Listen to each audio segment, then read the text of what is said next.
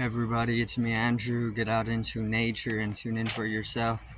Resonate with the Earth's electromagnetic field via 432 hertz, the universal frequency. So today I'm going to go into lightheartedness and bliss, investing in bliss over misery, and slowly transforming the energy. So let's get into this. So there's definite misery and there's definite bliss. We've all experienced both ends of the spectrum. And there's a lot of times where you're going to get thrown into poverty in a way where poverty is translated to misery, because this is what poverty is. And this is what they really want.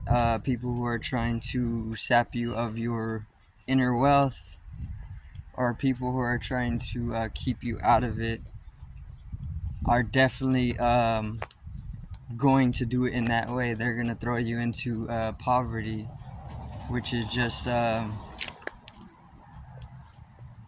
being unrealized spiritually, so that there's no inner wealth, there's no or so you think, there's no sovereignty, so you're thrown out into poverty.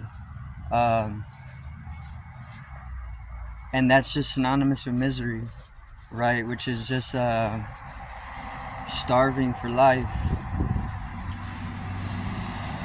or rich experience, which is all experience.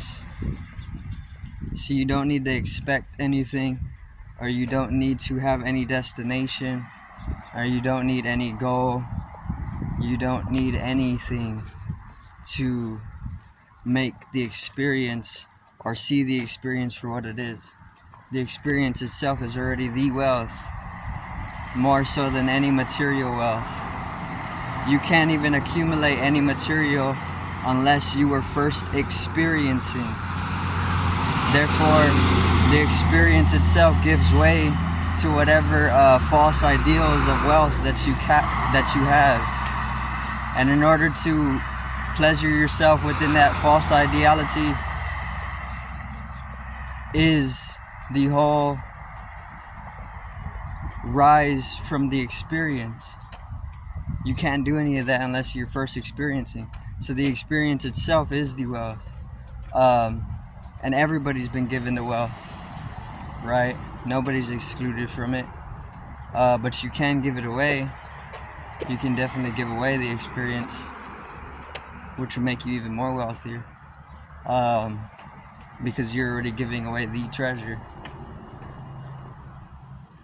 because it's absolutely worthless, or priceless even. But the experience is the wealth, right?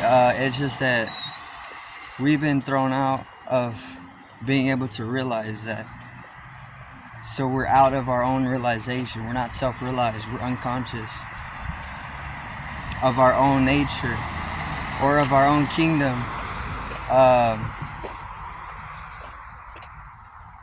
And because of that, we're in poverty, right? Not materially, nothing like that. We're in poverty because we are not able to enjoy the saturation of life, our experience itself. Life itself is just it's unable to be enjoyed, right, by a lot of people, which, once again, you don't need anything to enjoy it. This is one of the things that we've used to try and bring ourselves back into that wealth of just absolute bliss, of just being able to be. We try just acting constantly. Everybody's just acting constantly, trying to do a million things at once to satisfy themselves or fulfill themselves, because this is where the wealth is going to upspring, like a well. right? And it does, but there's a whole tolerance that arises within that as well. When you can completely surpass any type of tolerance, and also the consuming, we overconsume because we see that it brings us to a certain level of pleasure or satisfaction within ourselves, but we can't consume forever. So you're consuming something, whatever it may be. Everybody has something, because this is the way right now. And this is bringing us the satisfaction. This is bringing us that wealth, right? This is what you use money for. You use money to buy that stuff, that experience. Money's just paper, printed, backed by resources, of course, but we don't actually know if it is. We just are told that.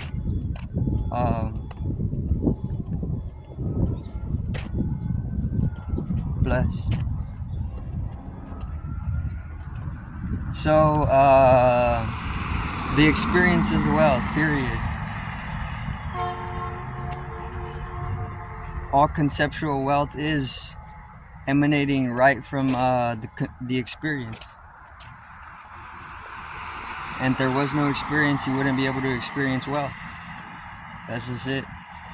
Prosperity, success, everything comes with the experience. So the experience is the treasure itself, and everybody's got a piece of that treasure. So that equals out everything for you. But once again, the bliss from misery. See, once we start growing tolerant, over tolerant to the various different things that we're doing in substitute for just being able to be, it has an effect on our system, and we start growing miserable. And everybody's in that state. Everybody is miserable right now, unless they're doing something to just dissolve into the bliss that's founded at the core, right? Which a lot of people are, which is a good thing, because this is actually bringing more wealth into the species experientially. But then a lot of the mass, which is the majority, is still in that poverty. Even the billionaires, even the elite can be founded within within that misery, within that poverty. Doesn't matter how much money they have, and it also doesn't matter how much money you don't have, right? So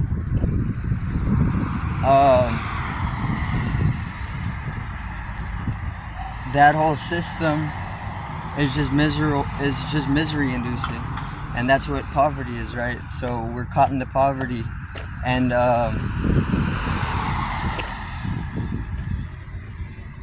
going and getting back into the proclamation or the reclamation of wealth, right? So you're in the poverty, you're absolutely miserable. Life is not golden to you anymore. Your aura grew into lead from gold. It used to be pure gold. It just fell in density, right? You became a slave. We became a slave. And that's the poverty.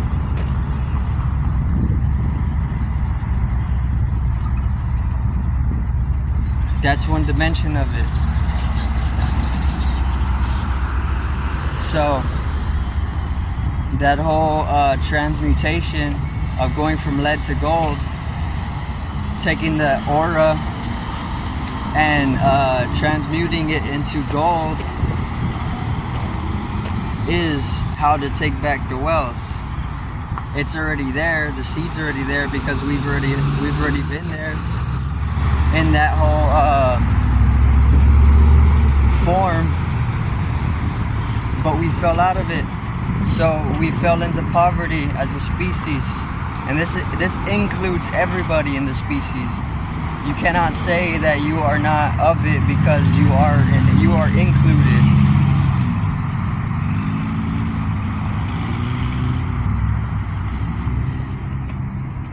And that transmutation, going from lead to gold,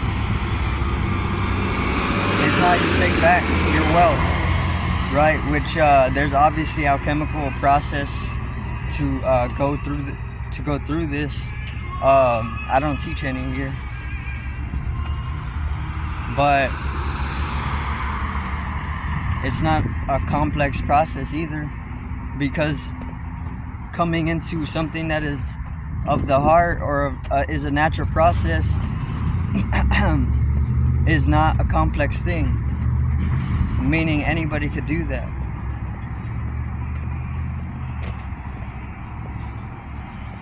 Coming into the etherical realm is wealth, right? We've been put off, we've been thrown out of balance, and we've been disconnected from source. That's all poverty. That's magical power that has been taken from us. That's like having an abundance of resources and somebody came and just took it, at least 3/4 of it, and left you with the 1/4. Right now you're in poverty. You don't know where the 3/4 went. I mean, obviously it's somewhere. They took our magic. They took our energy, our life. Our life is what the wealth is. See, money has nothing to do with wealth. Money is just another one of the rules. Money is just another one of the deliberacies to take your life, which is the real wealth. So you see elites have all the money in the world gathered in one place. They're just sacks of flesh that absolutely miserable people, because they have to exist within a certain space which doesn't complement their energy system as a whole. But they're genetically wired, they're neurologically wired to work that way, right? So taking that misery that's collectively shared, and then shifting the awareness into the heart, going from heavy-heartedness to light-heartedness, and coming into bliss. That's going from lead to gold. That's where you retake your sovereignty back. All that life, all that resource that was taken from you, all that magic power, easily take it back. Or you can just set up circulate generative systems in order to regenerate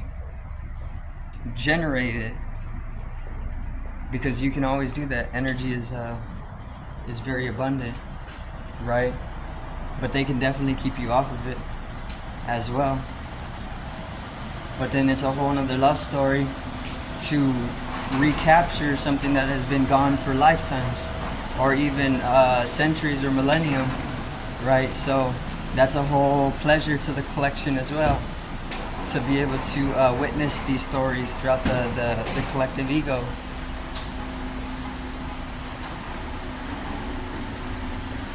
But yeah, bliss is wealth, misery is poverty, lifelessness, poverty,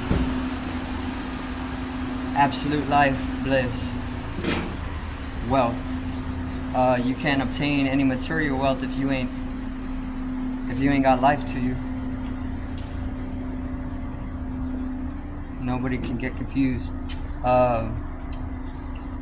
But yeah, that's the video for today. I do thank everybody for watching. Once again, peace out, one love, and have a great evening.